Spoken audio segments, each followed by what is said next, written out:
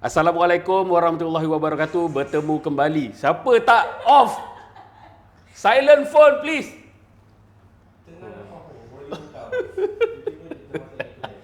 Kita masuk iklan. Tak apa, kita ambil. Yang ni kita ambil. Okay. Assalamualaikum warahmatullahi wabarakatuh. Bersama saya lagi Rashid Shah Abdullah. Macam biasa, saya membuat rakaman ni di dekat KL Creative Space. Dan hari ni, datang daripada jauh sahabat saya ni. Saya invite dia dan saya sangat bertuah lah. Dia cakap, okey, boleh.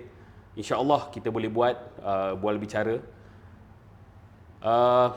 Tuan-tuan dan puan-puan, bersama saya Amirul Arif. Beri tepukan. Okey, nanti. ada ramai. Okey, Amirul. Okey. Apa khabar? Baik, alhamdulillah. Terima kasih pertama sekali nak cakap terima kasih lah sebab sudi untuk panggil saya. Okey. Tapi menjadi persoalan sebenarnya. Apa dia? Kenapa panggil saya? Itu menjadi persoalan lah itu. Okey, kita kenal 2018 macam tu lah. Sebab saya masuk awak dah keluar. Suara masa tu. Ya? Ya. Okey, Awak keluar 2009. 2009. Saya masuk 2010. I see. Selama ni dengar-dengar je macam kawan kita dah jadi orang kata DOP, cameraman, dah buat nama dekat luar. Tapi tak kenal siapa Mirul. Dia orang selalu sebut Mirul Wahab lah orang panggil. Kan? So orang tua awak pun antara yang dikenali dalam scene teater. Filem pun buat kritikan tentang filem. So persoalan dia macam sepatutnya saya tanya dia. Ni first question dia yang tanya. Dia jadi terbalik ke Mirul? Ya, sebab bukan kita tahu kita siapa. Merendah diri betul. Pertama betul. Jadi bila dapat invitation tu jadi kita wondering lah, kita berfikir lah kenapa kan. Yang pada mulanya memang tak berminat. Tak berminat. Tapi memikirkan kalau dia boleh sebab saya menonton beberapa episod yang lepas. Jadi saya suka lah, paling tidak saya suka. Dan sedikit sebanyak dia ada manfaat dia lah. Betul. Jadi memikirkan hal itulah membuatkan saya bersetuju untuk datang dekat KL ni. Dekat KL, terima kasih. Dia sebenarnya tujuan utama kita untuk bual bicara siapa kata ni, kita nak mengangkat kisah-kisah yang saya rasa unik. Mungkin kita sendiri tak tahu kisah tu ada dekat kita. Mungkin awak sendiri rasa, saya bukan siapa-siapa. Tapi saya berkawan dengan awak daripada 2018. Dan bila kita bersembang tu, banyak je cerita-cerita yang saya rasa macam aku boleh angkat. Tetapi aku masa tu tak ada medium. Maksud saya tak ada medium nak angkat. So bila kita bual bicara ni, saya rasa ada benda yang saya boleh congkil daripada seorang Amirul Arif. InsyaAllah. Betul. Okey, Mirul. Ya, saya. Macam mana boleh terjebak dalam orang kata perfilman? Memang ada ke dorongan daripada parent ke untuk masuk? Pertama sekali dia waktu saya kecil saya membesar. Saya membesar di rumah saya ada perpustakaan mini. Okay. Ayah saya punya ada koleksi sebab dia bekerja di Dewan Bahasa, jadi dia dalam departmen pada ketika itu. Waktu saya membesar tu dia bermula dengan sebagai pustakawan, kemudian dia in charge of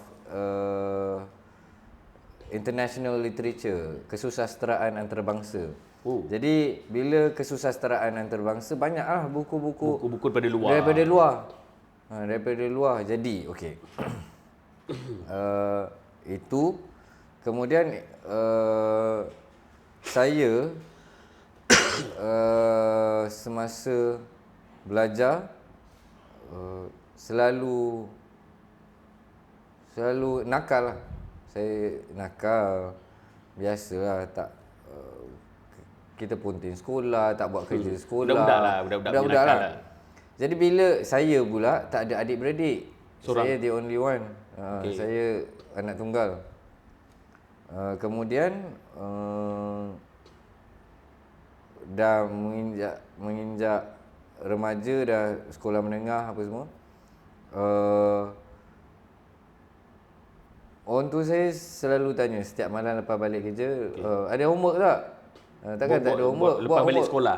Lepas dah balik sekolah, dia orang pun dah balik. Maksudnya dia orang balik kerja and then dia ada conversation lah. Ada lah, kita dinner ke, okey, pergi lepas ni buat homework tau. Okay, kita ni tak pergi sekolah. Kita ni nakal. Kita kalau pun pergi sekolah, kerja kita tak pandang lah tentang kerja rumah tu apa semua. Jadi dikarenakan arahan tu adalah pergi buat kerja sekolah, kebiasaannya kerja sekolah saya akan buat di perpustakaan tu. Ya. Okey. Jadi tutup, lock.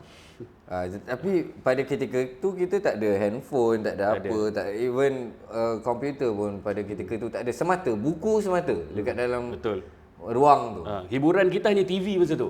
TV pun kat itu bawah. pun kalau dibagi kalau orang tua bagi. Kemudian tak ada kerja sekolah kan. Jadi duduk kat dalam tu. Buku-buku dekat dalam tu banyaknya sastra, buku-buku sastra. Kemudian buku-buku filem. Okey. Kemudian buku-buku filem. Pada awalnya sekarang kebanyakan buku-buku tu banyak saya dah baca lah dalam faham tak faham pada ketika tu baca je sebab nak memenuhkan ruang masa yang kalau suruh kata buat sejam, homework tu. sejam kena buat homework, sejam lah kena duduk sejam dalam lah. Lagi lama, lagi nampak lagi bagus nak aku buat homework. Faham tak? Okey. Kan, lama dia buat, penat dia dah habis. Harap kalau parent keluar pun muka lesu. Kalau parent tengok ni harap dimaafkan lah. Ya, tapi begitulah. Jadi banyak kita baca buku. Banyak masa untuk membaca. Asalnya saya minat kepada sastra. Okey. Saya menulis lah apa segala bagai. Kebetulan boleh ada peluang untuk saya masuk Minggu Penulis Remaja. Anjuran karya awak diterbitkan? Diterbitkan tu satu, saya masuk dalam kos. Okey. Kos tu dia ada macam seminar.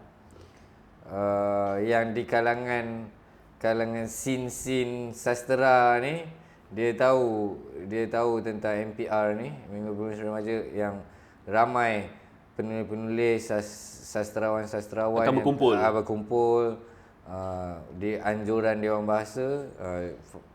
Ramailah semua sastrawan-sastrawan. Dan kita belajar tentang sastra, cara menulis. Tapi towards menuju ke hujung persekolahan, saya develop satu benda.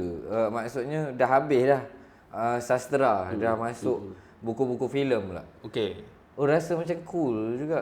Macam cool juga. Sekolah baca buku filem. Masa tu zaman saya Dragon Ball lagi. Tak, kemudian masa zaman saya ni ada Apa Dengan Cinta. Raga. Apa raga? Raga. Ada Apa Dengan Cinta. Rangga. Ya, ada Apa Dengan Cinta. Kita pula acah-acah macam Rangga. Sebab kita memang biasa dengan buku dan sastra ni. Kan, kita lebih Akulah Rangga tu. Pada ketika tu buku yang bawa pergi ke sekolah bukan buku teks, buku-buku sastra kan. Duduk pun baca dekat satu ruang kan. Padahal nakal ni. Nakal juga. Tapi ada side pula sastra kan. Sastra ni. Sebab bila kita pada kita waktu sekolah tu, kita didedahkan atau persekitaran kita, environment kita adalah agak kasar dengan isu gangsterism, racism, apa segala bagai, yang mana budak-budak ni baru dia nak tahu tentang benda tu. Jadi nakal dia orang menyahut benda tu. Dia orang melihat benda tu cool kan. Kita pula dah kita dah lihat benda tu dan kita pergi ke MPR ni apa, kita melihat coolness dekat dalam ada side of cool. Cool ni di bila kau berintelek lebih cool. Ada cool dia, faham tak? Dia ada dia punya cool. Okey, gangster ada atau kongsi gelap ke apa ke benda, ada coolness dia kan. Tapi tak bercampur lah. Tapi pada datang kat kita dia jadi bercampur lah. Jadi ada time-time yang kita memang nakal. Ada time-time seperti mana kena buat homework kat rumah, kita akan kembali ke sastra. Ke sastra dan melatih berfikir lah. Intelek berfikir. Kemudian setelah itu, sebab tu kita melihat setelah coolness gangster, coolness sastra, kita melihat rupanya ada filem telah menggabungkan semua benda ni, elemen-elemen ni. Okey, maksudnya ada kisah ada sosial ni, cerita sosial. Lepas tu dan beratnya kerja membuat filem ni, buat kerja keras. Kita orang yang keras. Kan, kita dididik di persekitaran yang keras. Jadi menyahut. Kalau tak menulis rasa macam lembik je kan, menulis je, faham tak? Ini dalam menulis, boleh mampu menulis, kemudian buat kerja-kerja yang besar, yang berat. Filmmaking. Filmmaking tu kerja-kerja teknikalnya berat. Betul. Jadi kita lihat, rupanya cun juga, maknanya it's a merge of semua benda lah. Kan? Lepas tu bila kita tengok pun kru pun bukanlah nampak macam yelah, sastra ni baik kalau sangat. Semua gangster-gangster je kita tengok kru kan. Yang mana so itu yang membuatkan dorongan saya mendorong saya. Selain daripada ayah saya dengan ayah saya tak ada pun cerita pasal filem sangat. Walaupun dia tapi dia tahu apa yang, sebab dia tahu saya baca buku-buku yang dia ada. Dia tahu je lah kan. Okey. Dia tahu lah. Dan kadang-kadang kita pun poyo waktu kita nak membesar ni. Kita kadang-kadang budak-budak yang kita loud, kita lantang, kita cakap sebenarnya cuma nak bagi tahu yang sebenarnya kita pun tahu, dan kita nak ambil tahu dan kita nak melibatkan lebih lagi diri kat benda lah tu. Padahal benda tu dah tak ada apa dah bagi mereka. Bagi ayah saya rasa dia dah tahu dah apa hal kau. Faham tak? So dia layankan je lah. So benda tu, dorongan daripada kecil tu membawa pelibatan untuk masuk ke Aswara. Ya. Itu. Okey, masa dekat Aswara ambil directing ke ataupun tak, sebab umum saya diploma umum, dia tak ada majoring masa tu. Filem dan video. Dikarenakan persekitaran dan kita punya senior pada ketika itu kondusif ke arah filem ni, sinematografi atau pembikinan filem ni ke arah yang lebih serius, lebih deep, not on a diploma punya level. Sebab takkan pada ketika tu kita pun tak tertahan kan. Takkan kita nak belajar pada sekadar kita sekat surface, orang kata belajar diploma surface sampai situ je. Kita nak habis kan.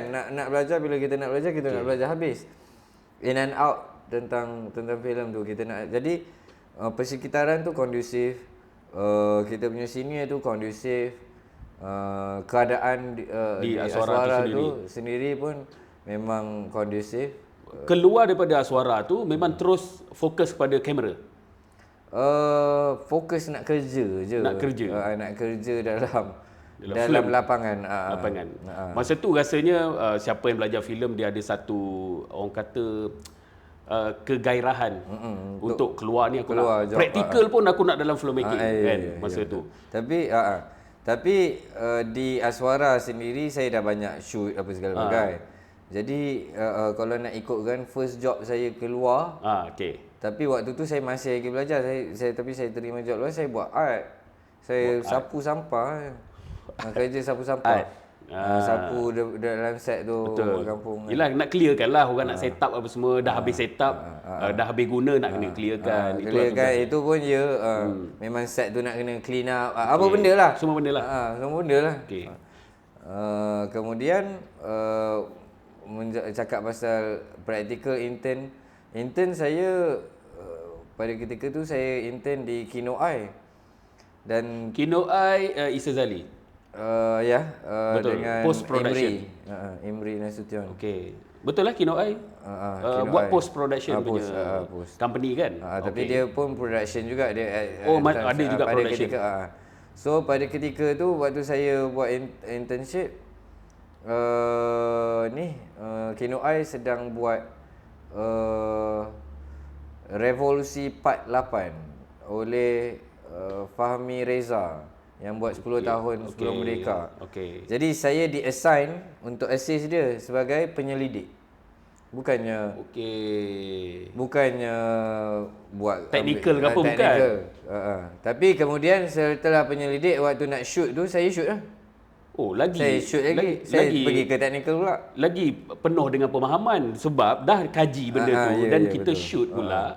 Itulah paling penting dalam filmmaking.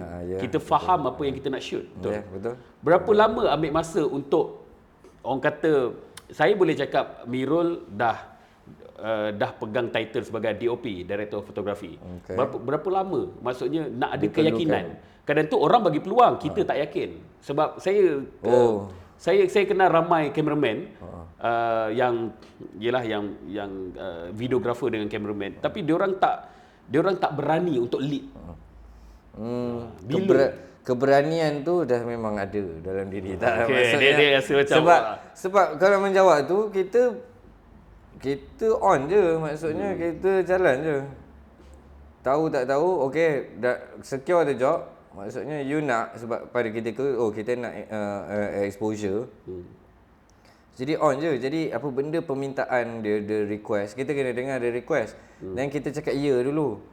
Dan kita research lah macam mana nak buat tu. Kan, macam mana nak buat. Pada ketika tu tak adalah not so much of internet punya assistance, tapi adalah dan kawan-kawan. Kita tanya kawan-kawan dan kita tanya, bila kawan-kawan pula akan mereferkan kepada rental house lah, kadang-kadang apa so. Dari segi technical punya needed lah. Antara filem yang Mirul terlibat, sama ada camera operator ataupun DP ke, tapi kamera punya team lah, kamera department. Antaranya dulu lah. Ya, yang sebelum-sebelum. Banyak. Banyak. Antara lah. yang orang kata yang sering orang dengar lah, yang famous ke. Sering orang dengar. Ada tak? Tak ada lah. Awak assist biasa sebelum kita nak pergi ke orang kata DP ke cameraman ke, kita biasanya start pada assistant dulu. Kebanyakan je macam tu. Siapa orang kata DP-DP yang otak-otak yang awak pernah assist? Bila cakap assist, saya sebenarnya bila bekerja sebelum saya jadi DP atau DP atau camera operator, saya tak masuk department kamera. Saya lighting. Lighting. Saya lighting. Sebab saya interrupt sikit sebab bila saya tanya, saya kenal beberapa DP, dia kata nak pegang kamera tahu light dulu. Memang. So worth lah benda tu. Memang sebab itu dia sebenarnya. You boleh capture apa sebab ada cahaya kan. So ini the first thing yang you kena master. Cahaya itu tidak semestinya lampu. Betul. Boleh jadi natural source, matahari, bulan. Ataupun practical light. Betul. Kalau salah, betulkan saya lah. Betul. Tapi menjawab juga soalan tadi, saya bekerja, saya assist siapa? Bos kita, DP kita, adanya yang ada sekarang Raja Mukris. Itu yang awak pernah bekerja sama? Dengan arwah Pak Filus. Kemudian beberapa lagi lah, Syaufi Wahid. Ramai lah juga. Kemudian DP luar, Danny Pope lah apa, commercialnya DPs. Tapi memang saya tak assist on camera. Saya pergi buat lighting. Maksudnya daripada lighting and then ada peluang untuk pegang cam and then terus pergi pegang cam. Sebab pegang cam ni You tahu cam tu kita dah tahu dah. Kita dah tahu waktu kita belajar kita dah pegang kamera banyak. So kamera ni pula lepas tu bila mana kita pun kalau kerja dekat kamera department bukannya boleh asyik pegang, bukan kita yang operate pun.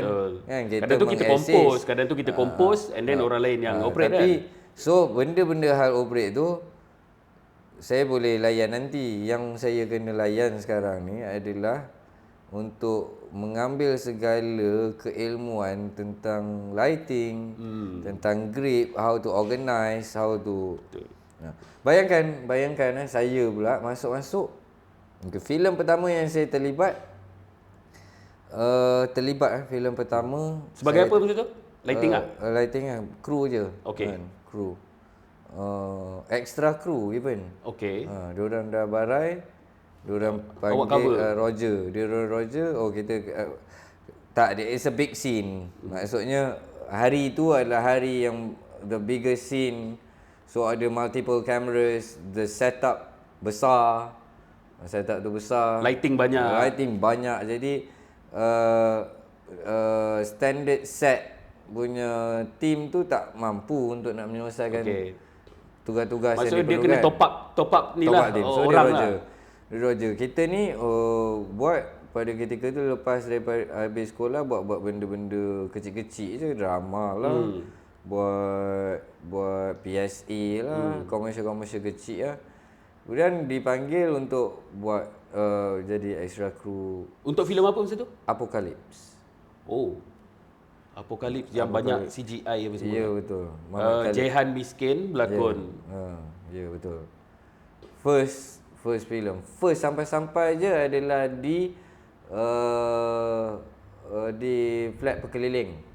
Yang dah runtuh sekarang? Dah runtuh sekarang.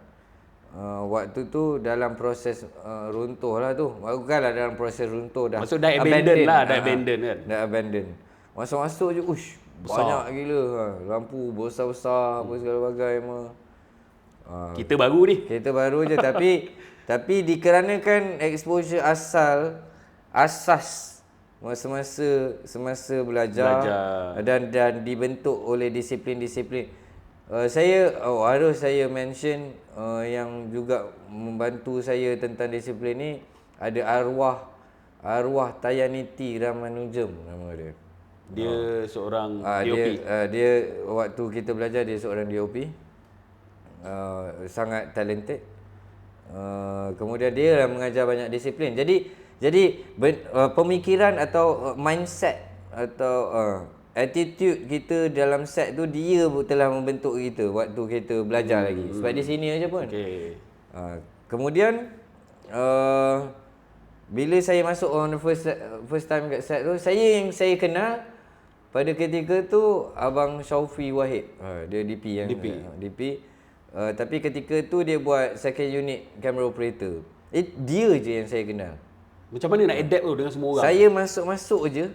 Saya sampai je dia orang dah cut. Cut. Dia dekat second floor tengah nak turun dengan kamera apa semua, tengah nak turun tangga. So the first thing yang saya buat adalah pegang tangga dan sambut dia, Assalamualaikum bang. Salam. Sebab dia dulu yang kita kenal kan. Dan kita the first thing lepas dia turun tu adalah saya sambut kamera pula. Jadi semua orang, siapa Mamat ni tak siapa mana-mana punya Mamat. Dia punya pangkat tinggi lah bila pegang kamera tu kan. So tapi kita memang attack tu. Ini political. Sebenarnya political move. Strategi. So you kena tengok kepala kan. Yang mana yang the highest rank itu yang you kena ni, then everybody else akan follow sah. So dia pun memvalidkan kenal saya ni. So orang keliling macam So kemudian barulah kawan saya yang panggil saya tu bawa jumpa. Afiq Mohsin pada ketika tu. Bawa jumpa Big Boss. Big Boss adalah Raja Mukris. Raja Mukris pula dia pula student kepada ayah saya dalam analisis filem apa semua. Akademi filem. Dia akademi filem. Semasa Akademi Filem Malaysia. AFM. Akademi Filem Malaysia di Finas. Kemudian dia pun kenal maknanya kru kalau kita tengok pada ketika tu macam mat-mat perang komando dah.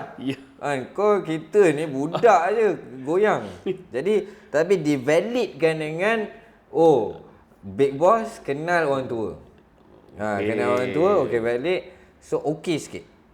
So pun okey salam dia ketegangan orang ni. Tu dah kurang macam siapa saya pernah masuk set, so kita rasa dia. Okey. Bukan nak negatif kan, tetapi biasalah kita masuk kampung orang, kan kita tak mengenalkan diri lagi. Not so much of that sebenarnya, to think about it. Dia bukan pasal tu. Sebenarnya dia adalah disiplin kerja. Dia contoh tentang saya yang sambut kamera first time. Semua orang akan tengok sebab semua orang tengah pay attention to that camera. If anything happen, tak siapa-siapa tak budak yang pegang kamera ni. Siapa budak ni? Kan, yang boleh nak kena yang sambut kamera daripada tangga. Cara pegang kamera pun kena ada aturan dia. Jadi diorang semua tengok je. Tengok to make sure. Jadi itu yang kita pula kadang-kadang kalau ada memang buat salah, itu yang dia tengok. Tapi itu adalah sebenarnya adalah disiplin. Salah satu bentuk mengekspreskan disiplin dari sudut pandang emosi. Ambil. Ini sastra baca daripada kecil ni. Faham? Dia pun dia tak tahu macam mana nak tunjukkan dia tu seorang yang berdisiplin, dan ini adalah satu tim yang sangat mementingkan disiplin. Dia harus buat dalam show don't tell. Dengan gerak kerja lah, bukan cakap disiplin macam ni dia pelakuan tu. Pelakuan. Dah, tak apa. Ambil kamera. Jangan pegang. Jangan pegang. Bukan jangan pegang tu sebab kau tak layak pegang. Bukan. Tidak. Kalau kau salah pegang, salah pegang. Ini terjatuh. masalah. Dah lah, ini yang sign tu nama aku. Betul. Aku yang sign. Benda ni terima dalam kondisi yang baik apa semua, harus dipulangkan dengan kondisi yang baik. Tak siapa-siapa pula pegang. Kalau benda tu patah ke apa ke, dia yang kena tanggung. Jadi dia cakap baik tak payah pegang. Bukan pasal dia tak boleh pegang, tak layak pegang. Macam tadi tu lah kata aturan panggil disiplin. Disiplin macam mana kita nak pegang kamera yang sekian-sekian, sebab setiap kamera dia ada weight dia sendiri. Betul. Bila dah sampul rig dengan lens apa semua tu, weight dia tak seperti kamera yang biasa kita pegang. Personal kamera lain. Benda tu. Sepanjang Mirul orang kata terlibat dalam filmmaking lah, apa kejadian yang paling mengerikan, contoh dari segi equipment ke apa, ada tak pengalaman ataupun dengar-dengar? Maksud saya macam straight to the point, kalau benda tu jatuh, crane jatuh, kamera jatuh, banyak. Ada yang berlaku pada saya pun. Itu. Kamera jatuh. Kamera apa masa tu? Kamera Alexa. Kamera jatuh. Dikarenakan lack of discipline, lepas tu ego, dan juga rasa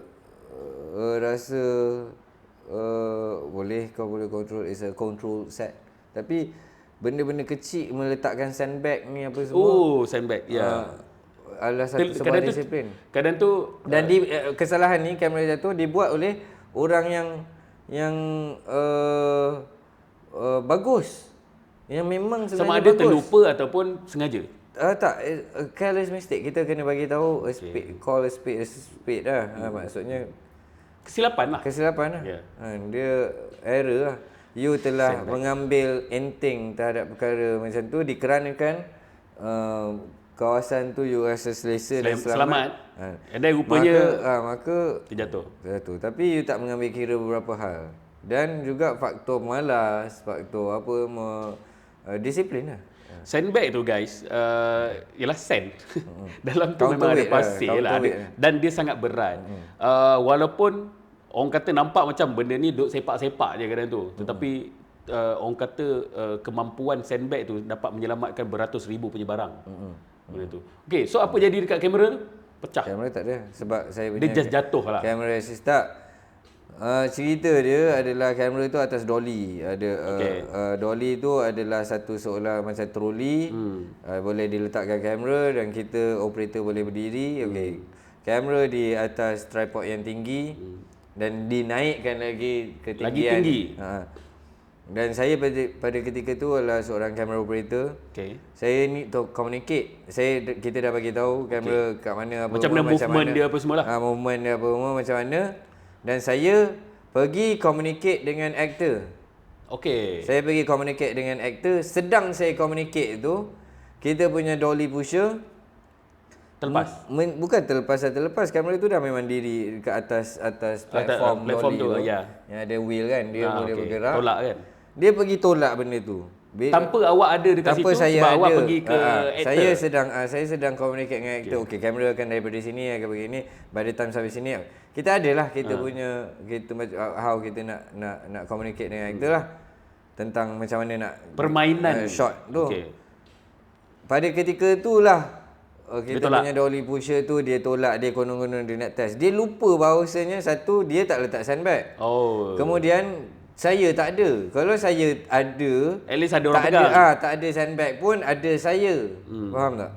Jadi jatuh tapi dikarenakan saya punya camera assistant pula panjang akal. Dia buat safety pula, dia punya rod tu lepaskan lebih sikit. Jadi kamera tu memang junam. Tanpa rod tu memang straight hit lens. Maksudnya rod yang dua tu jatuh, rod tu kena dulu. Rod tu kena dulu. Nasib baik. So tak jadi apa-apa, tak broken apa semua. Ada parts yang patah pun dekat body Alexa tu, tapi dia hanyalah kosmetik untuk Alexa tu. Berapa ratus ribu Alexa tu? Berapa puluh ribu? Ratus. Kamera Alexa antara yang paling mahal lah. Sebab dia bukan Alexa je, kalau dia jatuh dan lens tu yang mahal sebenarnya. Lens tu antara yang mahal juga. Okey. Itu antara yang bagi saya mengerikan lah bagi seorang yang nak yang kita dok sign ni dengan rental house. Apa-apa hal tanggungjawab dekat orang yang sign tu. Itu satu. Okey, dari segi mistik. Mistik, ingatkan mistik. Bukan mistik. Mistik lah, maksudnya kisah-kisah seram. Semasa penggambaran. Ada tak? Mistik. Oh, mistik. M-I-S-T-I-K. Ya, mistik. Oh lah. Ada tak? Contoh Amirul kadang tu tiba-tiba kamera tak boleh on sedangkan tadi okey. Tak boleh. Benda macam tu. Lepas tu banyaklah kamera tak on, tak okey, problem itu problem kamera. Kamera system problem tak tahu nak solve. Tapi bagi alasan, ini ada benda ganggu. Ada benda ganggu so, lah apa lah. Mirul sendiri sepanjang pengalaman memang tak ada terkena lah. Yang melibatkan benda-benda teknikal ni tak ada lah. Tak ada. Okey. Sepanjang kaca mata awak punya mata melihat frame. Dan awak melihat output dia. Kadang tu apa yang kita shoot, apa yang kita bayangkan bila keluar pergi, sebab itu bukan tangan kita yang terakhir pegang footage tu. Footage tu akan pergi dekat editor, colorist, macam-macam lah. Producer kan, director dah cutting ni, producer suruh cut. Apa yang awak rasa yang perlu ada faktor utama dalam sesebuah filem untuk menghasilkan sesebuah filem yang bagus? Sangat subjektif, tapi dari sudut Amirul Arif. Apa yang paling penting dalam filmmaking? Apa yang paling penting dalam filmmaking? Cerita. Okey, saya dah tanya ramai saya jumpa. Mostly cakap benda yang sama. Dia tak sembang pasal kamera. Ya, kamera tu membantu. Kan kalau dapat yang mahal yang ni membantu. Dia tak cerita pasal pelakon-pelakon yang hebat. Saya sampai sekarang pegang, pilihlah pelakon yang tepat. Bukan semata-mata hebat. Ni 28 years later nak shoot pakai iPhone kan? Oh ya, ada saya dengar. Bagi saya, setiap idea yang keluar daripada kita, dia banyak orang kata bukan sebab dia dipengaruhi oleh pembacaan kita, penglihatan kita. Maksudnya baca tu bukan semata-mata baca buku ataupun baca yang tertulis. Bagaimana kita melihat orang. Kadang tu itu yang mendatangkan. Kita mungkin fikir benda tu 10 tahun lepas, tapi ilham yang tepat itu sampai sekarang. Masa dia. Dan daripada orang kata filem, orang kata kru, Mirul sendiri, daripada daripada operator kamera, daripada light. Macam mana pula boleh berlakon? Bagaimana pergi ke lakon tu, tentang Kuala Lumpur tu. Filem Kuala Lumpur. Lakonan Amirul Arif. Saya awak terlibat partner, awak pair dengan siapa masa tu? dengan Sharifah Amani. Sharifah Amani. Okey. Kemudian itu saja-saja je sebab Macam mana boleh terpilih tu? Orang panggil. panggil lah. Panggil. So, macam mana? Okey, panggil satu hal. Kadang tu peluang datang kat kita. Kenalan datang kat kita. Bagi tahu mungkin dia orang macam nak ni kan. Nak Dan saya. awak accept? Saya cakap boleh lah kita try casting dulu. Okay, Saya cakap okay. boleh lah saya pergi cast. Pada ketika tu kita sebat je sebab apa? Nak try? Kita cuma nak get involved. Kita ni suka kan dunia filem ni. Jadi kita nak cuba dalam pelbagai aspek. Bukanlah pasal the fame ke apa ke, sebab kita sedar tentang perkara tu. Tapi itu jugalah yang membuatkan kita menarik diri. Tapi Menarik diri maksud? daripada lakonan. Apa sebab tu? Sebab perlakuan lakon, kerja lakon tu seronok lah. Macam tadi lah, kita sedang explore kita punya experience dan expression dan emosi. Itu benda best. Okey, benda best. Bermain tu benda yang best. Tak best dia kemas. Nak kena kemas apa semua, nak kena cantikkan balik. Okey, straight to the point. Apa dia? Ni the fame lah, pergi interview, pergi kena ambil gambar kan. Maksudnya promotion. Bukan pasal promotion pasal filem tu okey lah. Tak, maksud saya penglibatan awak untuk promote filem tu punya media. Media penglibatan saya untuk promote tu tak ada masalah. Itu tak ada masalah. Masalah dia adalah dunia orang menganggap bila berlakon tu dia termasuk pada ketika itulah termasuk dalam dunia selebriti dan ada orang nak tulis pasal kita dan kita pun pergaulan kita pun jadi orang bercakap kan. Jadi saya rasa itu tak ada kena mengena dengan kerja lakon bagi tu. Awak.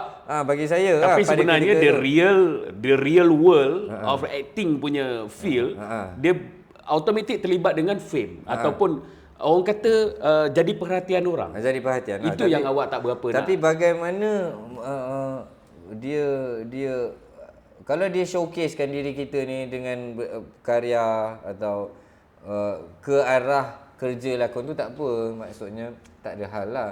Tapi benda-benda soalan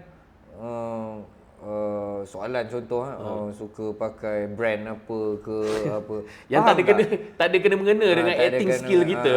Dia tanya benda peribadi, kerja filem atau kerja lakon atau kerja benda ni lah. Sebab kerja seni. Siapa Syarohan pernah cakap dia takkan marah orang nak ambil gambar dengan dia. Dia takkan pernah rimas. Sebab certain orang dia akan, bila dia dah famous, dia rimas orang nak ambil gambar apa semua, tak ada boleh nak makan dengan family pun tak boleh. Tapi Syarohan pernah cakap, aku pilih dunia ni dan aku kena lepaskan pada sebab aku hak orang. Saya tak memilih dunia. Awak tidak memilih itu and then awak stop. Itu saja filem pertama awak dan terakhir. Ataupun selepas tu ada berlakon? Tak tahulah, tapi itulah dulu. Saya rasa kalau saya nak berlakon saya dah tua, dah tak ada gigi apa semua. Masih ada lagi lah minat nak berlakon. Sebab dia best. Kita tak menafikan kerja lakon tu, kerja berangan ni. Seronok. Dia tapi kita bila dah tak ada gigi, tak ada rambut semua dah so tak ada perhatian lah. Tak adalah perhatian tu. Tak adalah orang nak tanya you pakai boxer apa, brand apa segala pakai kan. Cerita pasal keseronokan berlakon. Cik Mat pernah cakap masa tu kita buat teater. Teater ni dia punya renyah dia 3 bulan berlatih apa semua. Dia kata sekarang kau menderita, selepas ni kau kagian.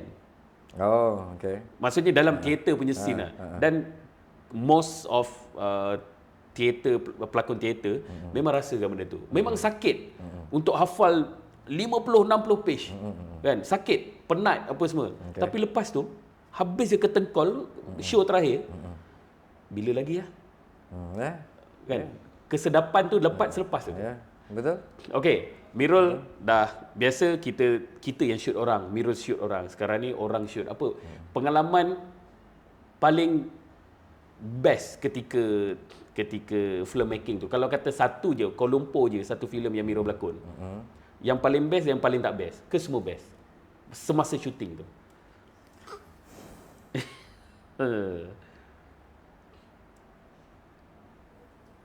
Best masa syuting tu. Dia jadi perhatian lah? Bukan. Orang datang, Miro jadi VIP lah kan? Tak ada? Okey, cerita dia. Kita ni kan, okay, kita cerita lah. Kita bukanlah pelakon. Okey. Kemudian kita partner kita waktu tu Nani. Syarifah Amani. Kita kenal dia daripada filem-filem dia lah. Ya. Dan kita respect lah benda tu. Kemudian dan kita pula adalah lepasan sekolah filem. Okay. Yang baru, yang kritikal, yang berkobar-kobar apa segala kan. Jadi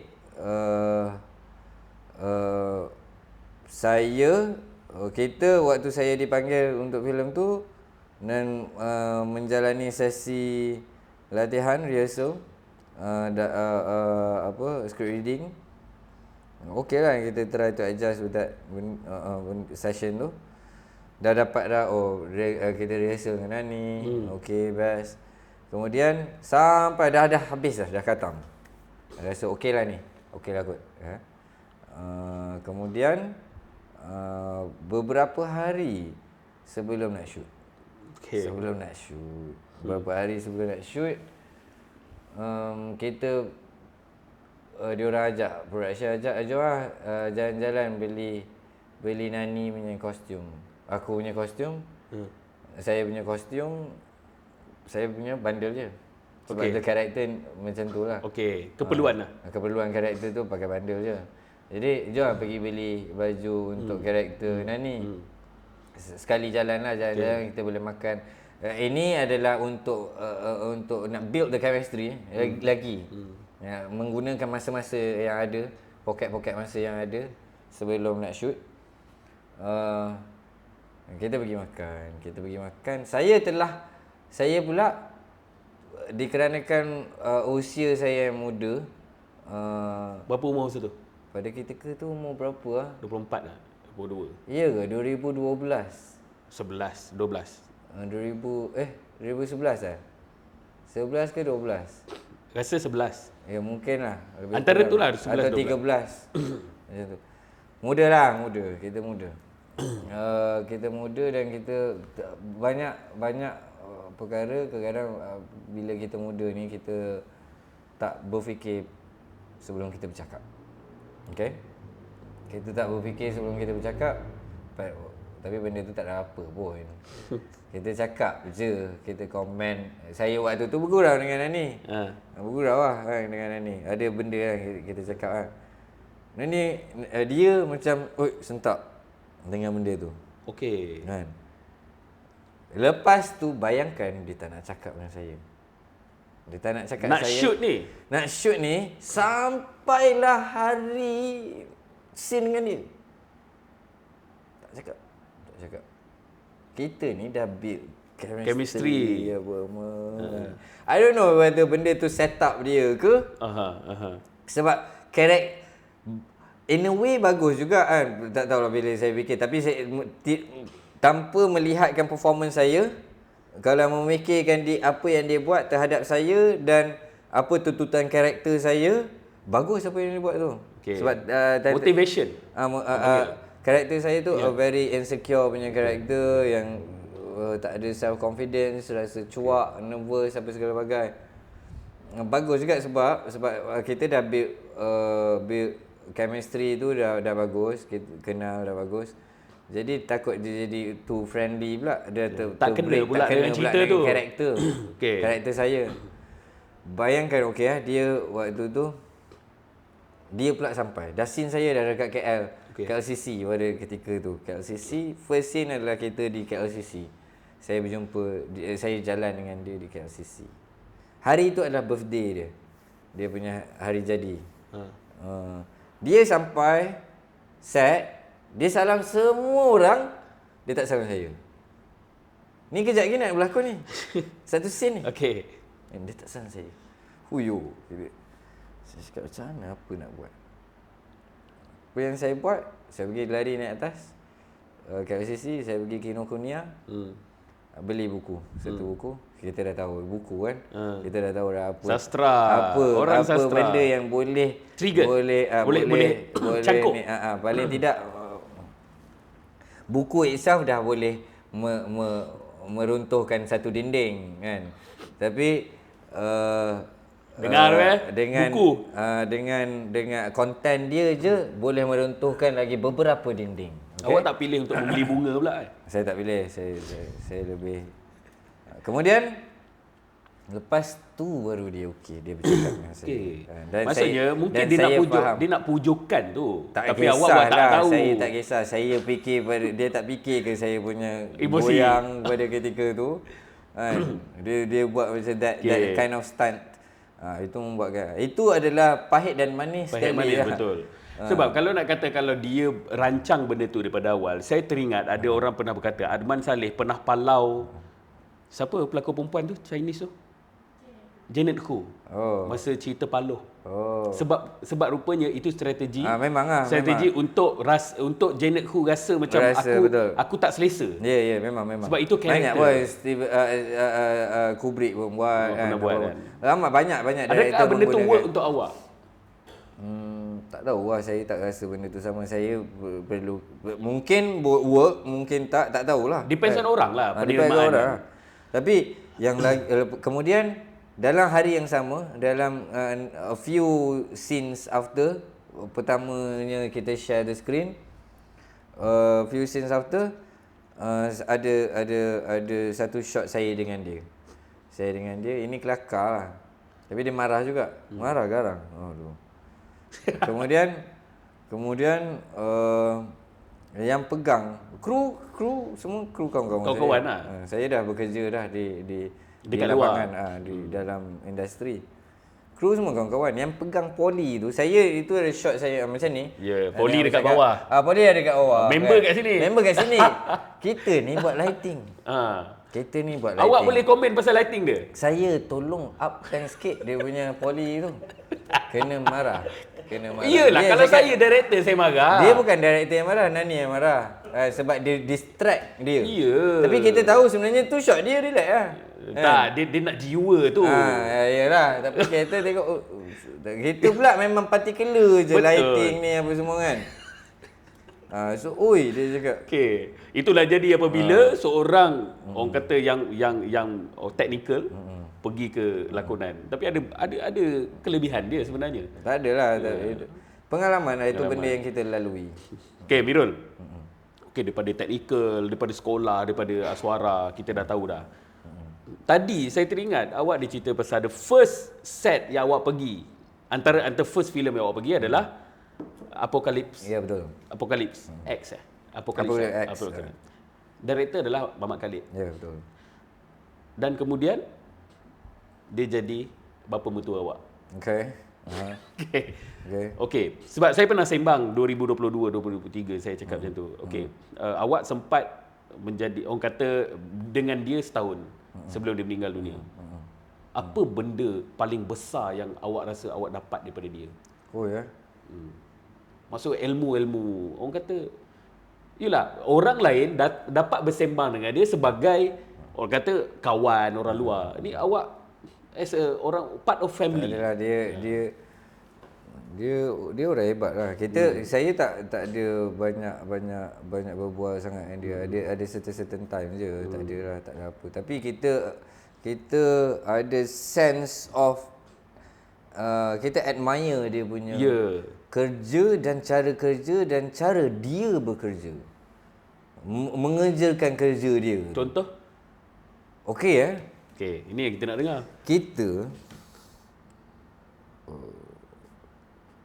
Kita ni kalau nak tulis, menulis, boleh je tulis. Boleh lah tulis kan. Saya pernah bekerja dengan dia, buat satu sitcom dengan dia. Skrip tak ada. Tak ada skrip? Tak ada skrip. Ada treatment sikit je atau ada tajuk je. Ada title je. So dalam skrip tu pula, dalam episod tu dipecahkan dengan act 1, act 2, act 3. Okay, satu episod. So setiap act akan kita pertukaran act akan berhenti sekejap, setengah jam. Untuk dia tulis next act. Azri boleh Azri? Next act dia tulis next act Okey. Yang gempak dia, yang kita cakap, okey kita boleh tulis kan. Bayangkan, tapi kita tahu ni ada 100 lebih orang sedang menantikan kita punya penulisan. Tunggu call je kan. Dan you must make sure penulisan ni bagus. Betul. Ini bukan hanya untuk nak membuktikan kepada 100 orang ni je. Benda siap. Bukan siap semata-mata. Dan kita boleh meneruskan kerja. Tapi juga put his name on the line. Maksudnya dia akan menjawab cerita ni akan perlu ada cerita lah kan. Dia boleh buat. Dia lah yang paling powernya. Ini bukan dalam kapasiti saya cakap saya sebagai saya menjadi family member tak. Ini saya cakap bekerja. General.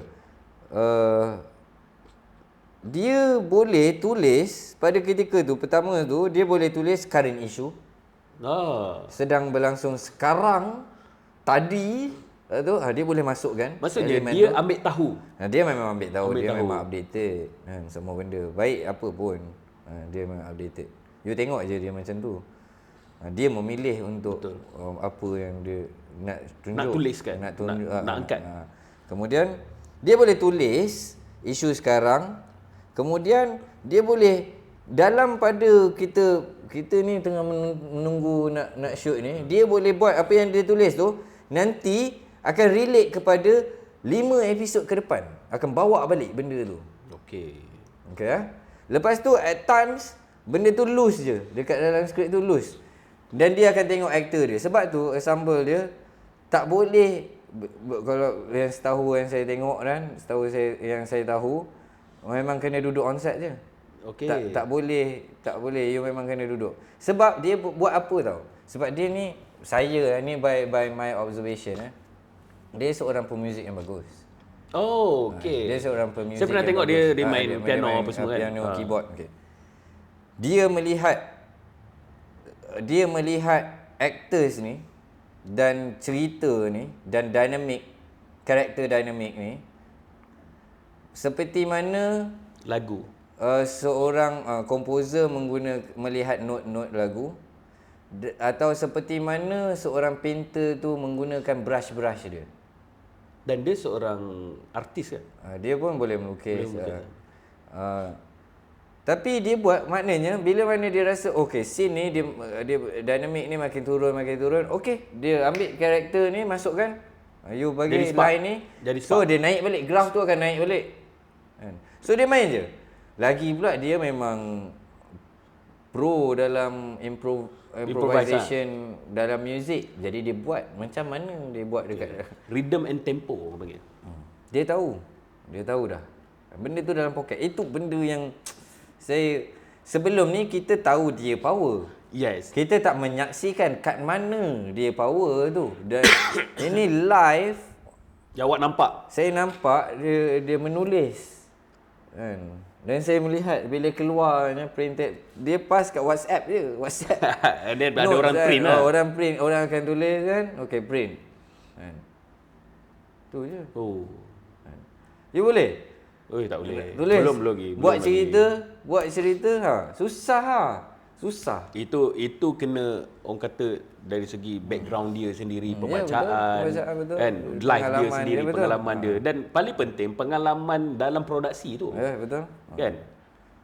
Tapi itu benda yang awak dapat lah. Itu bukan benda yang saya dapat. Saya dapat, saya lihat, saya melihat. Saya ni penyaksi je lah, dah tak banyak-banyak benda. Okay Mirul, so kita dah saya nak sambung sikit lagi. Boleh tak Mirul? Bang boleh bang? Boleh sikit lagi. Sikit lagi. Okay. Benda ni yang saya nak awak ceritakan pengalaman awak menggunakan jalan darat pergi ke Mekah.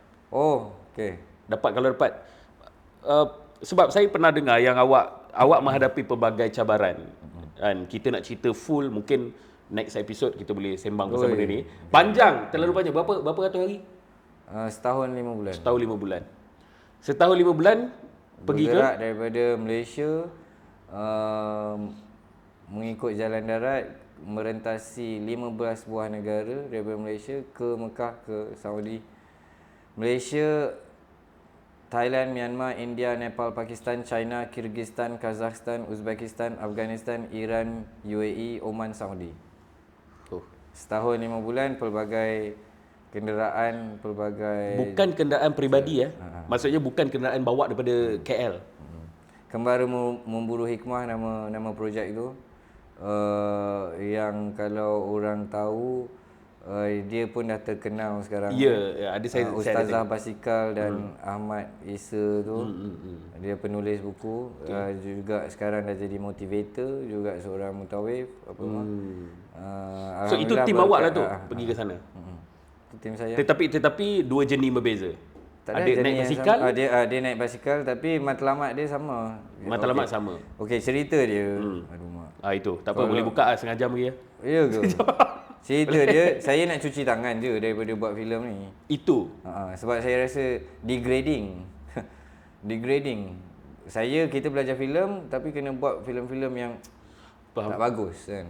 Yang tak bagus. Kita rasa macam apa benda kita ni. Kenapa maksudnya itu sebab awak rasa macam nak cuci tangan dan awak terus ke Mekah macam tu. Tak. Iyalah lebih kurang saya nak buat saya nak jadi mutawif, nak bawa orang pergi umrah haji. Maksudnya awak nak stop ni filem ni? Ya. Masa tu? Ya, betul. Saya nak stop. Saya ni kalau sebenar-benarnya pengembara. Bukanlah sinematografer ke apa. Kerjaya profesional saya di lapangan ini adalah sebagai seorang sinematografer. Okey. Saya juga sekarang ada kedai bekerja untuk nak menguruskan kedai. Promote sikit. Ahmad Cafe. Di Ipoh. Di Ipoh, okey. Kemudian tapi mostly saya adalah pengembara. Saya mengembara. Saya traveller. Saya melihat banyak-banyak perkara. Saya suka. Itulah benda yang saya tengok. Okey. Kemudian saya nak cuci tangan sebab pengembaraan yang saya rasa yang paling cun adalah destinasi utama adalah pergi ke Mekah Madinah dululah. Kemudian saya rasa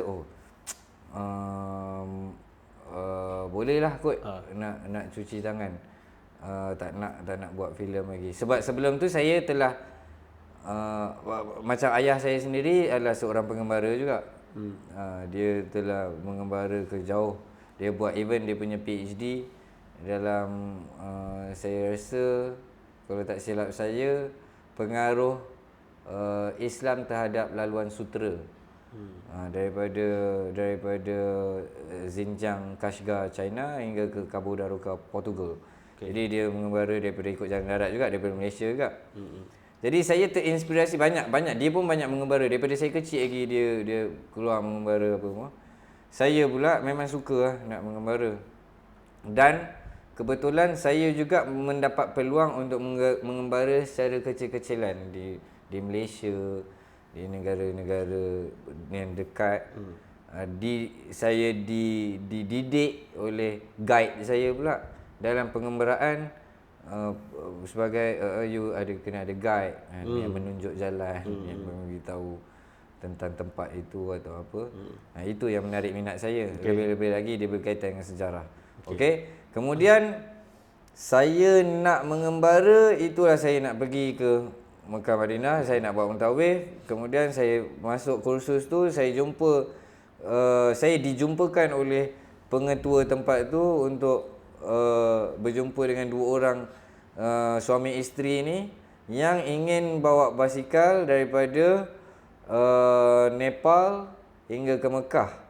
Keberadaan diorang di kursus tu adalah apabila diorang sampai di Mekah, diorang boleh jadi mutawif.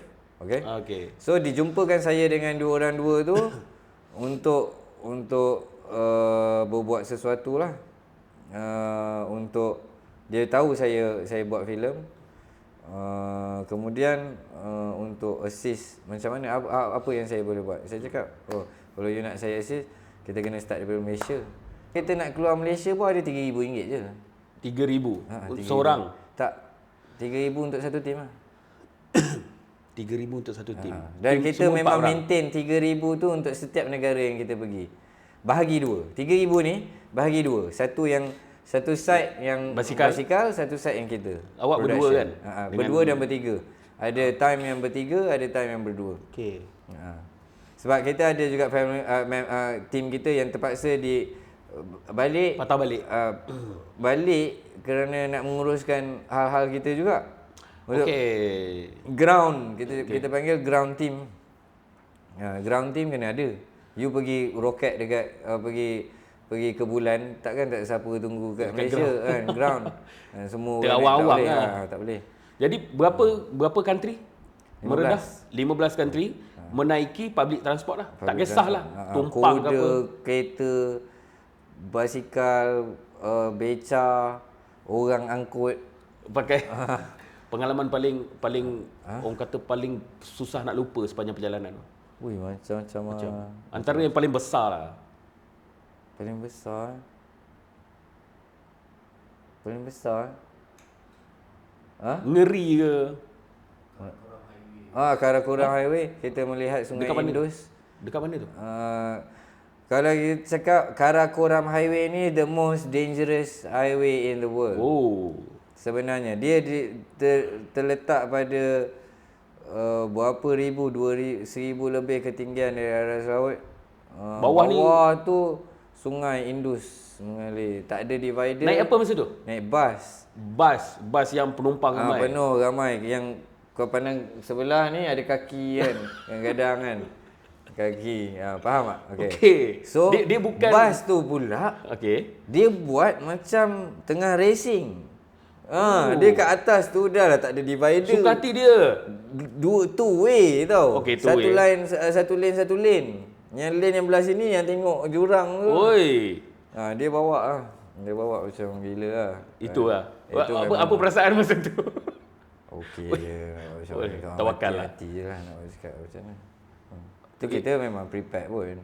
Maksudnya nak buat macam mana kalau it so happen kita mati. Kita ada put into consideration. Ada pernah terputus bekalan makanan ke duit ke? Alhamdulillah tak ada putus. Tak ada putus. Walaupun RM1,500 satu Permulaan tim. Tak permulaan dia.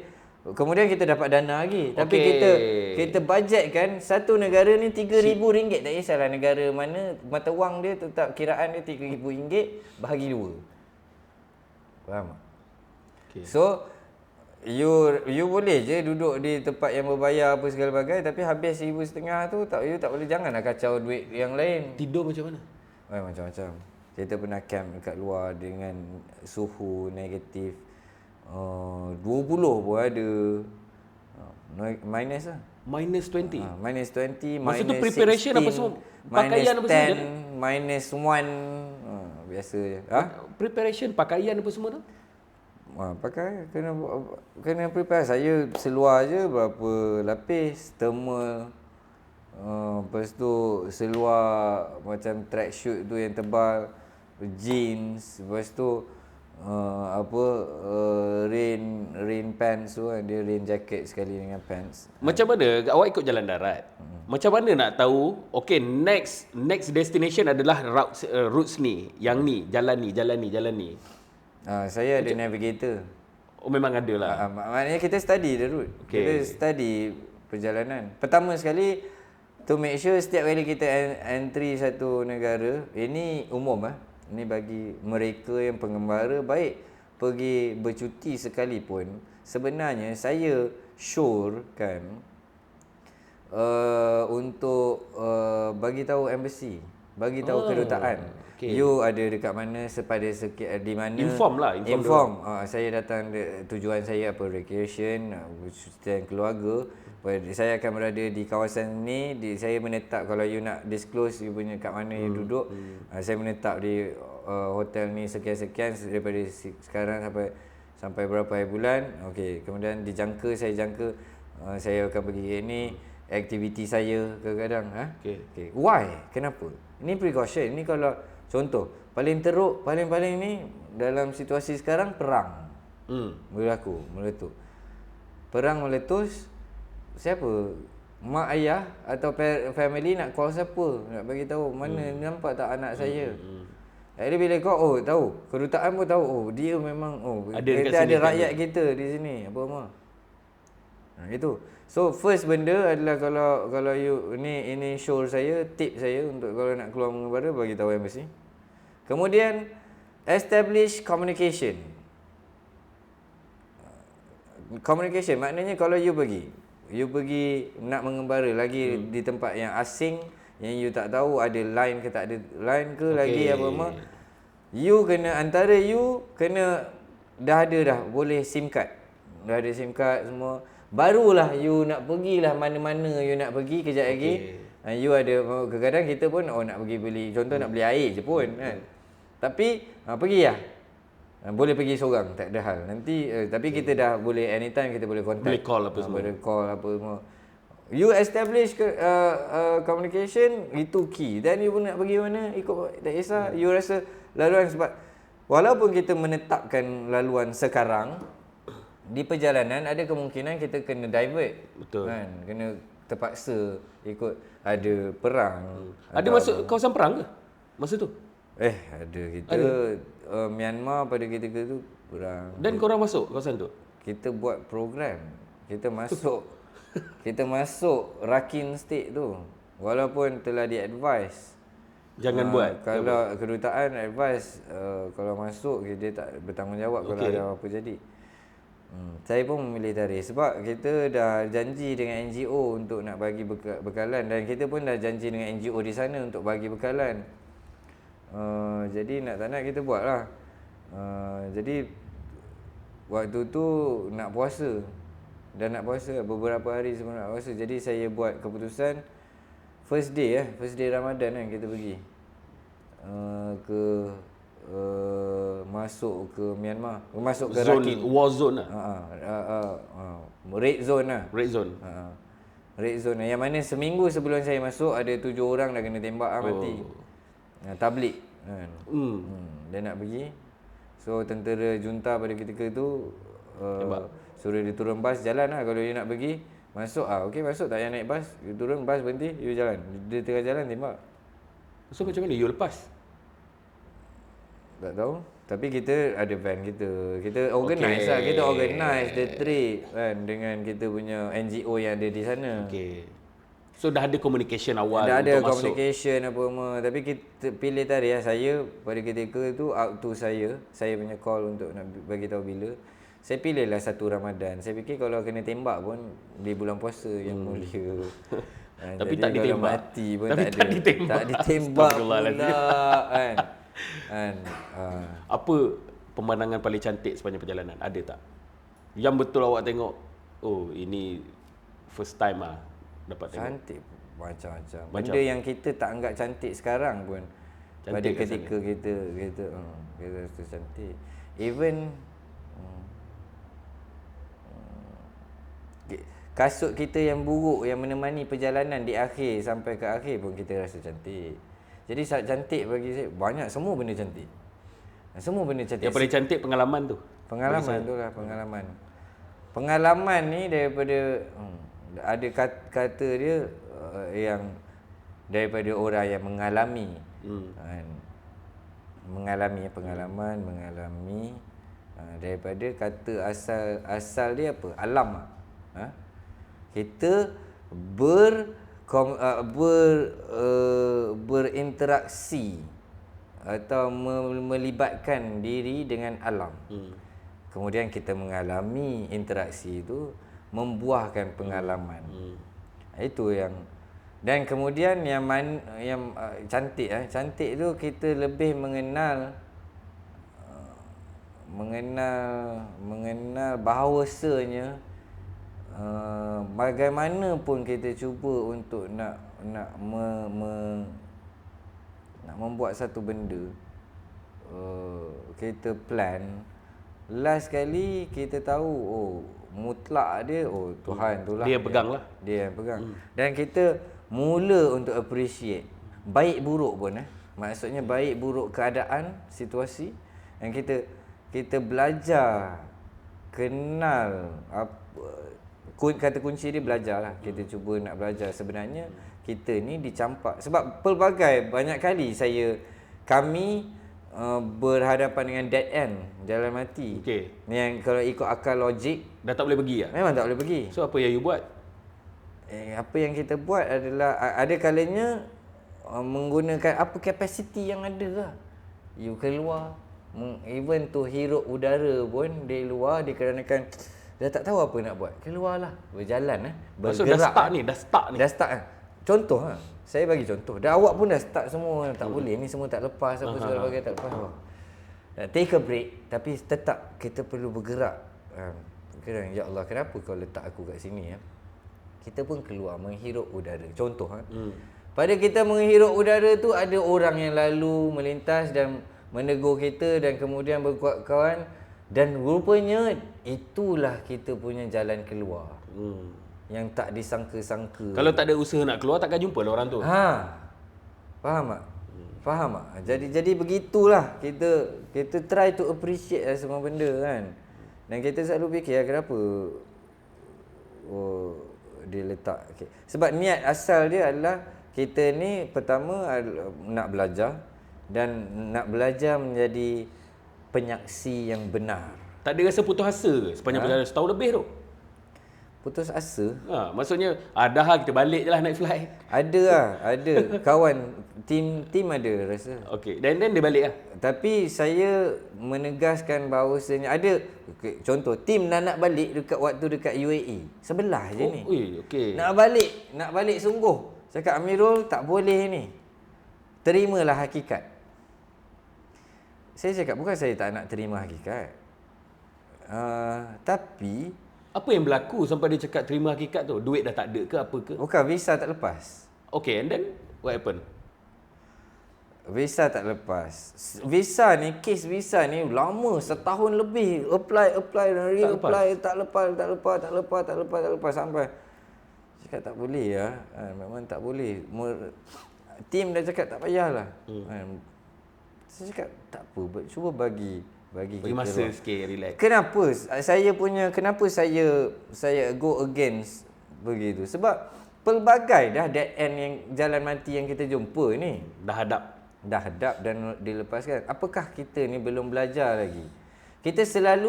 Manusia ni selalu nak buat perkara dengan cara yang dia nak, bukan dengan cara yang Tuhan nak. Ini problem. Inilah menimbulkan banyak kekacauan. Dia nak buat satu-satu perkara tu dengan cara yang dia nak, yang dia imagine. Wahal selesaikan okey lah. Selesaikan benda yang sepatutnya kena buat. You go with the flow. You kena faham kembali kepada ilham tadi, idea tu siapa. So you kenalah pergi ke bos, tanya bos kan. Tanya bos lah kan. Minta petunjuk. Minta bos. Ini dia. And then keluar seperti mana menghirup udara tu. Saya cubalah. Dapat sekali lagi lah. Kebetulan mendapat jemputan untuk pergi makan ke satu yang kalau saya sebut ni menjadi sensasi lah sebab dia sedang sensasi sekarang ni kes dia. Okey. Ya, dia jemput. Dekat Saudi lah. Tak di Sepadan. Di UAE. Ke Global Ikhwan punya restoran. Okey. Dia jemput. Okeylah, pergi makan. Dia pun okey tuan, ada apa-apa tak yang dia boleh bantu? Dia boleh tolong lah. Okey. Dia cakap. Saya cakap saya waktu tu semua turun buntu semua makan pun tak tahulah dia orang makan sedap.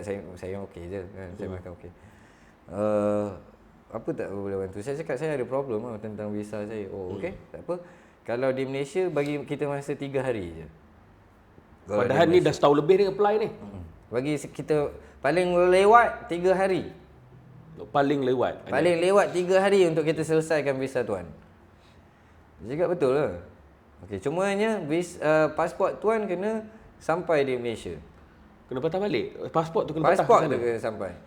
Kebetulan kita ni host kita di UAE adalah sahabat-sahabat kita yang bekerja di Emirates. Okey. Mereka bekerja sebagai engineer, apa semua. Jadi diorang tolong ambil pasport. Airline lah, airline. Sampai kan bawa, kita pun duduk di UAE ni tanpa pasport. So hantar 3 hari sampai balik dah ada visa. You see? Faham tak? Betul.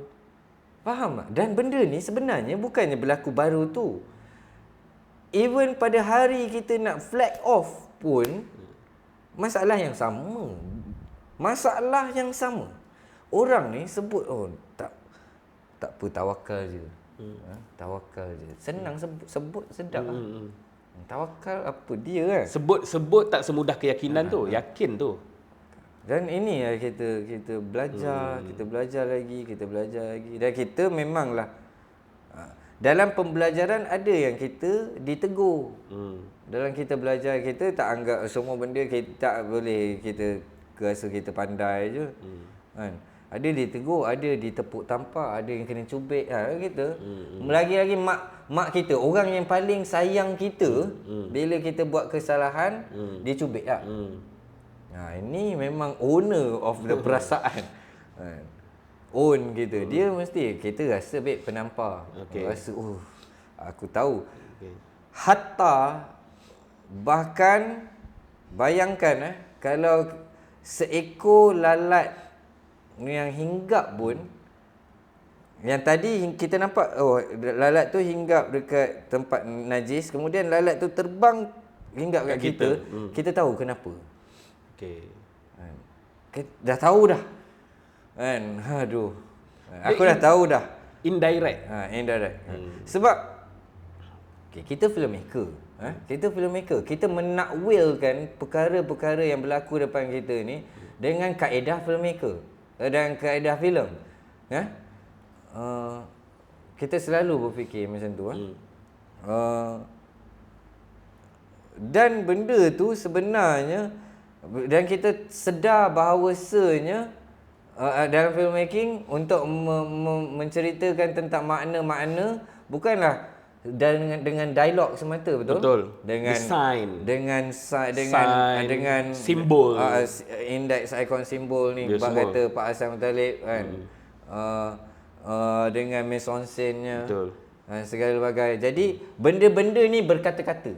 Perlambangannya. Maka tapi Tuhan tu maha berkata-kata. Maka bila dia maha berkata-kata, dia tak tertakluk kepada kata-kata yang memerlukan mulut, lidah, oksigen, air liur. Dia tak tertakluk kepada tu, tak terhad kepada tu. Maka dia akan berkata-kata dengan segala benda yang dia kepunyaan dia lah. Kepunyaan dia. Dan lebih grand. Dia merentasi a picture worth 1,000 words. A second can be 1,000 words. Faham tak? Berlalu boleh dirungkaikan dengan 1,000 kata-kata dan arahan dan dari bos. Faham? Jadi ini yang kita masih belajar. Dan kita sedang belajar, dan apabila kita telah pun melalui proses pembelajaran waktu kita mengembara, waktu kita berbuat filem, waktu kita berlakon. Ini sebenarnya teras dia itu. Sebab tu orang kata bila kita banyak berjalan, kan, kita banyak melihat, lagi banyak benda kita belajar. Kan, benda tu. Hari keberapa Mirul masuk Mekah?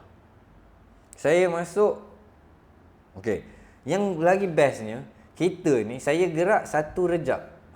Saya bergerak flag off dari 1 Rejab hari Jumaat di Masjid Negara. Saya punya perkiraan saya adalah saya nak masuk di bulan Rejab juga. Kita tahu 3 bulan utama dia Rejab, Syaban, Ramadan. Kita ingat nak masuk bulan Rejab power lah, konon power. Dan pelbagai perkara berlaku, masa pun berlalu, kita pun frust, konon-kononnya frust. Sebab dah melepasi lah. Melepasi. Sebab kita nak perkara dengan cara yang kita nak Jadi kita kecewa lah. Kita akan kecewa lah. Rupanya Tuhan tu dia nak masukkan kita pada bukan Rejab. Dia nak masukkan kita Ramadan. Yang kita akhirnya masuk pada ketika Ramadan, kita melayani pertengahan Ramadan 10 malam terakhir, dan akhirnya kita punya parents datang dan menyambut Syawal di sana. Dan lebih memorable, lebih impactful daripada perancangan asal. Ya. Kita maksud, ni punyalah sedih. Sebab dalam Pasir Rejab tak adalah habis. So, korang dua kali Ramadan lah sepanjang perjalanan tu. 2 kali Ramadan. 2 kali raya. 2 kali raya. Raya dalam perjalanan. 2 kali. Satu yang last adalah ending lah. Guys, perjalanan itu baru sikit tu. Saya rasa banyak lagi kisah-kisah, tapi kalau nak ni rasa ni 6 jam tak habis ni. Ni aku nak edit tak tahu sejam setengah ni. Tak tahu, matilah aku edit tau. Aku edit sendiri tau. Matilah kau. Okay. Sorry lah. Tak, aku suka. Tapi aku dah boleh. Aku cakap ni masak ni kan. Aku mungkin akan bercakap dan habis saja. Tak apa, sebab aku takut lah. Itu je. Benda ni aku nak buat dah lama dah. Saya nak buat dah lama dah. At least kita boleh bagi satu tujuan podcast ni, kita nak share benda-benda yang best. Maksudnya yang tak best pun kita share, tapi make sure awak dah tengok kan episod Najwa, Abang Ijat apa semua.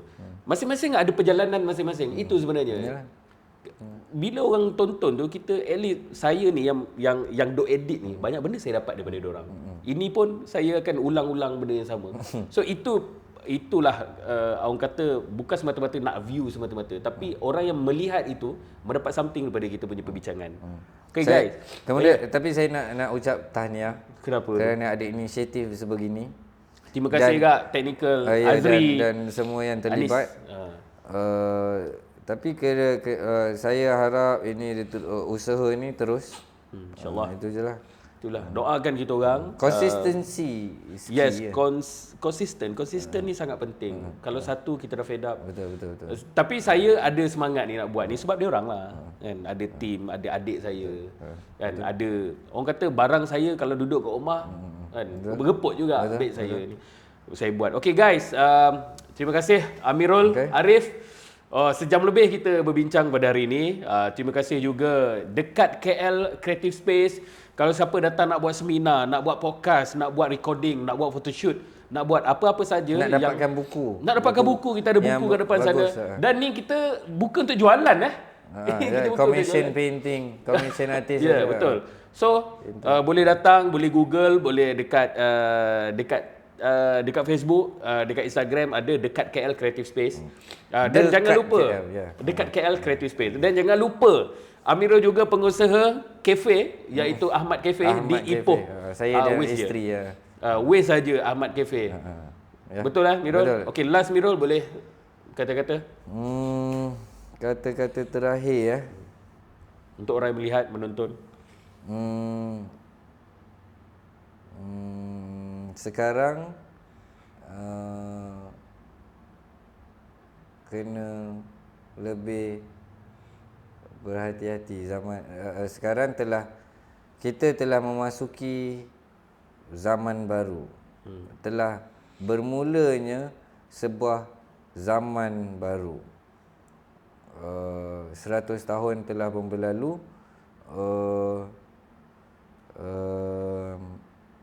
Maka kena sedia lah. Tapi kita everyday life kita teruskan macam seperti biasa, tapi kesedaran perlu kena ada. Tapi sebab kita tak boleh menidakkan the world events. Kita tak boleh. Benda itu tetap berjalan. Tetap berjalan. Tapi kita dunia ni hancur adalah sebuah kehancuran dunia sekarang ni adalah sebuah refleksi terhadap diri dan hati kita sekarang. Kalau kita bagus, kita cuba untuk menjadi bagus, maka dan setiap each dari kita mempunyai niat dan hati yang sama untuk menjadi bagus, maka dunia ni akan jadi okey. Kita tak boleh harapkan orang lain selain daripada diri kita yang akan ubah dunia. kita tak boleh ubah orang, kita hanya boleh ubah diri kita. sendiri. Diri sendiri saja. Fokus pada diri sendiri. Tapi dia akan masing-masing akan berubah. Betul. Mirul, terima kasih. Sama. Sudi datang. Maaf mengganggu masa. Bang, terima kasih. Okay. Terima kasih. Ada teman kat sini. Juga pengembara sekali. Juga pengembara. Juga pengembara. Kita ada 2 pengembara kat sini. InsyaAllah mana tahu Mirul dah melalui. Next saya sebagai seorang pengembara, saya nak cakap lagi. Saya sebagai seorang pengembara, saya dah lalu darat. The next adalah to circumnavigate menggunakan kapal. Sebab kita orang Melayu terkenal dengan pembuatan kapal, pemilikan dan kapal, dan pelayar yang bagus. Jadi bila orang sebut pasal remodernism, ini ada kita nak inject benda-benda yang lama tapi dengan high end technology now, teknologi itu circumnavigate through the waters, 7 seas. Moga tercapai, insya-Allah. Dan kita rancang hari ini tak semestinya. Ya, betul. Esok ni mungkin 10-20 tahun akan datang. Dan doakan kami konsisten buat benda ni bagi manfaat kepada orang. Ya, betul. Dan terima kasih Mirul. Alright, okey. Terima kasih. Okay guys, jumpa lagi episod akan datang. Siapa yang kita akan bawa, doakan kami terus konsisten dan support kita orang, tonton, share. Sebab sokongan korang akan membantu kami untuk menerus di masa akan datang. Terima kasih. Assalamualaikum. Waalaikumsalam. Assalamualaikum.